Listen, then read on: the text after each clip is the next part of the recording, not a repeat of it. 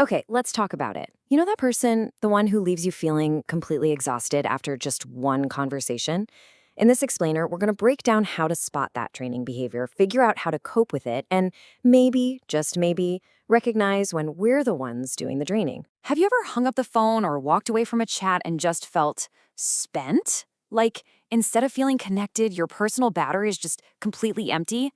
If that sounds familiar, trust me, you are so not alone. So, first up, let's really define what we're talking about here. Section 1, the draining conversation.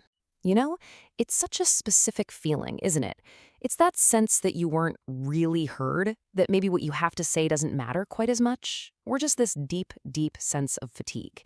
It's a huge red flag that the natural give and take of a conversation was totally one-sided. Okay, so how do we catch this before our energy tank is completely unempty? Well, it all starts with recognizing the key behaviors. These draining behaviors, they often fall into a few, let's call them common archetypes. You've got the monologue master who just loves the sound of their own voice.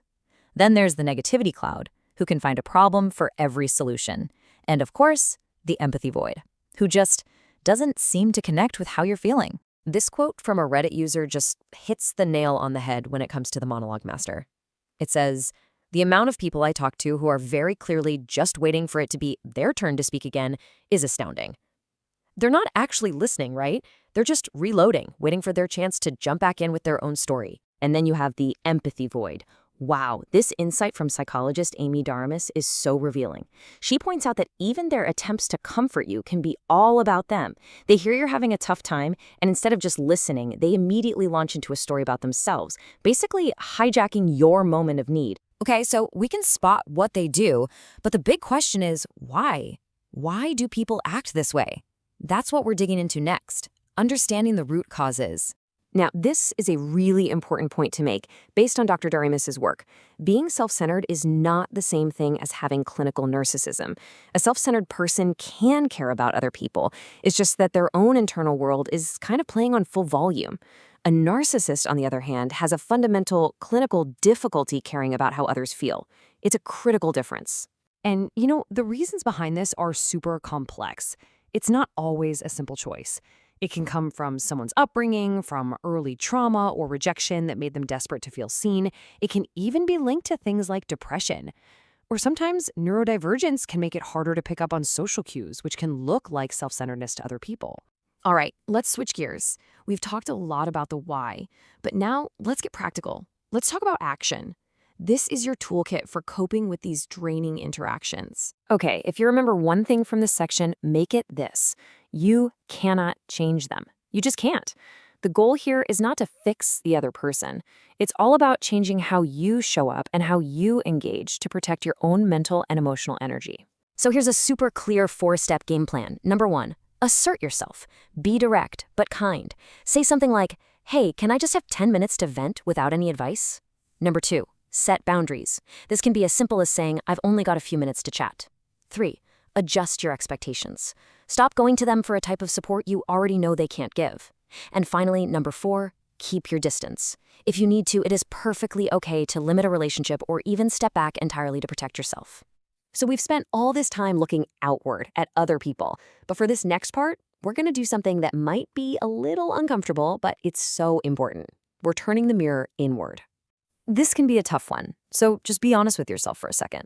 As we've been going through these behaviors, dominating conversations, not really listening, making things about you, did any of it ring a bell?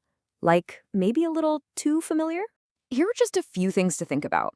Do you tend to do most of the talking in your friendships?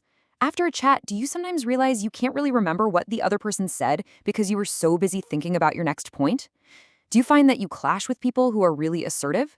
And this last one is a big one. Do you find that when you really truly need help, there aren't many people around? Now, if you saw a little bit of yourself in that last slide, please don't beat yourself up. That's not what this is about.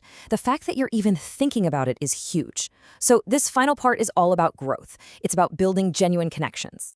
And if you need a little motivation, check this out. Research actually shows that while focusing on yourself might feel good in the short term, it's being selfless, truly connecting with other people and caring for them that leads to a much deeper, more durable kind of happiness. So what does that path forward actually look like? Well, it starts with the simple stuff. Try to listen just as much as you speak. A great way to do that is to just ask people, what do you think? Try to really be more empathetic to actually picture yourself in their shoes. Ask what others need instead of automatically making their situation about you.